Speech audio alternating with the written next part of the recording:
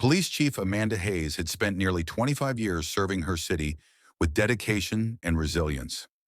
Now retired, she had settled into a quiet suburban neighborhood called Maplewood Gardens, where she hoped to enjoy a peaceful life while managing a small consulting business from home. Amanda's property was well maintained, her neighbors friendly, and her business operated discreetly. She had a few company vehicles parked in her driveway, all legally registered and compliant with local ordinances. One afternoon, Amanda found a stern letter taped to her front door from the Maplewood Gardens Homeowners Association. Notice of violation. The HOA board has determined that your property is in violation of the community covenants regarding vehicle parking and business operations. You are hereby fined $150 per day until the violation is corrected. Immediate compliance is required. Amanda was taken aback. The letter cited vague business operation violations and improper parking of commercial vehicles.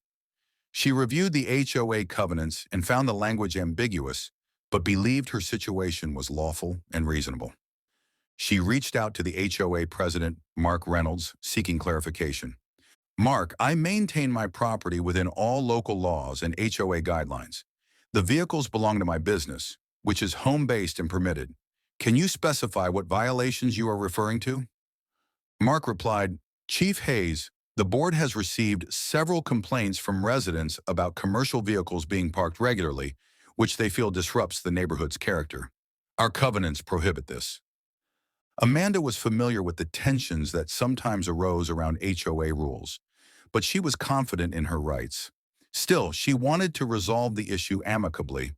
She gathered documentation, business licenses, vehicle registrations, and city ordinances supporting home-based business activities. Despite her efforts, the HOA escalated the threat of fines. Unwilling to be bullied, Amanda decided to remind the HOA who they were dealing with. At the next HOA meeting, she appeared dressed in her police chief uniform, commanding attention immediately. Good evening. I'm Amanda Hayes, retired police chief of this city. I'm here to clarify that I operate within the law and the community's best interests, she said firmly. She explained the legal protections for home-based businesses and presented evidence that her vehicles were compliant with all regulations. Several neighbors who respected her service spoke in her favor, highlighting her quiet professionalism. The HOA board president stammered, clearly taken aback. Amanda continued, While I understand community concerns, threatening excessive fines without clear justification is unfair and legally questionable. The board quickly rescinded the fines and agreed to work directly with her to address any legitimate concerns. Amanda's firm but respectful approach ended the conflict, reinforcing her reputation as a leader both in and out of uniform.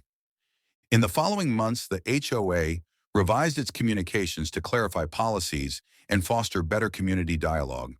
Amanda's story became a powerful reminder. Know your rights, stand your ground, and lead with dignity.